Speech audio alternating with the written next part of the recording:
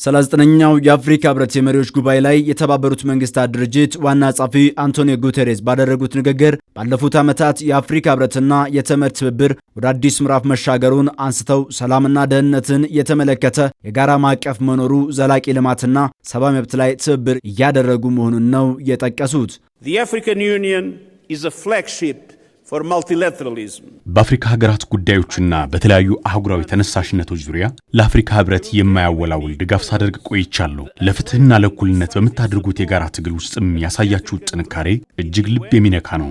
ይህንን ውለታችሁንም በፍጹም አልረሳውም። የዘላቂ ልማት ግቦችን ለማሳካትና የአየር ንብረት ለውጥን ለመከላከል የምንጠቀምባቸው ማዕቀፎች እንዲሁም ሁለገብነትን ማጠናከር እጅግ አስፈላጊ ነው።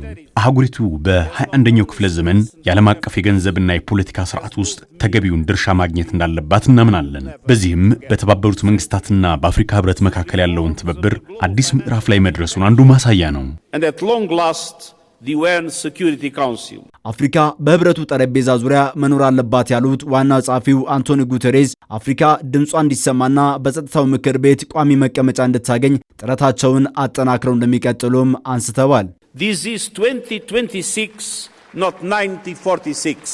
ይህ 2026 እንጂ 1946 አይደለም።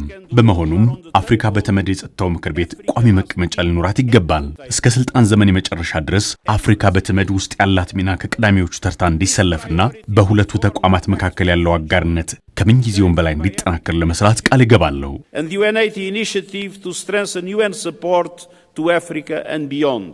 ዋና ጸሐፊው በንግግራቸው በሱዳን ያለው ግጭት በአስቸኳይ ለማቆም ተፋላሚ ወገኖች ወደ ንግግር እንዲመለሱ ጥሪያቸውን አቅርበዋል። Looking ahead, we continue to have three major areas of focus. ትኩረታችንን ሰላም ላይ ማድረግ አለብን። በመጀመሪያ በሱዳን ላይ እናደርጋለን። ግጭቶች በአስቸኳይ እንዲቆሙ፣ የተኩስ አቁም ስምምነት እንዲደረግና ሁሉንም ያካተተ ፖለቲካዊ ሂደት እንዲጀመር ጥሪ አቀርባለሁ።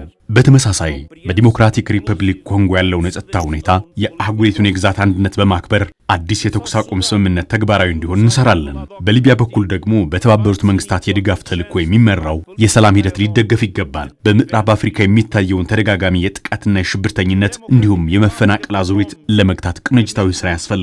በሶማሊያ በኩል ደግሞ አዲሱ የድጋፍና የማረጋጋት ተልዕኮ ስኬታማ እንዲሆን የጸጥታው ምክር ቤት በፋይናንስ አቅርቦት ላይ የጋራ ስምምነት ላይ መድረሱ ወሳኝ ምዕራፍ ነው። For finance through assessed contribution. ለአፍሪካ ህብረት የሰላም ማስከበር ስራዎች የሚውል አስተማማኝና ዘላቂ የገንዘብ ምንጭ አስፈላጊነትንም አጽንኦት ሰጥተውበታል።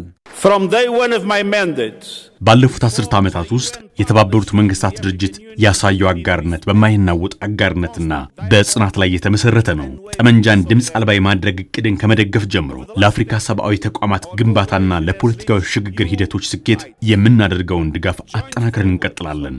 አፍሪካ ለምትከተላቸው ዓለም አቀፋዊ ግቦችም ከጎናችሁ መቆማችን ትልቅ ክብር ነው። as you lead global demands for justice. አፍሪካ የባርነትና የቀኝ ግዛት ውርስ የፈጠረባትን ተጽዕኖ ለመቋቋም ለምታደርገው ጥረት እንዲሁም ለካሳ ለምታቀርበው ጥያቄ ድጋፋቸውን እንደሚቀጥሉ አረጋግጠዋል በመድረኩ።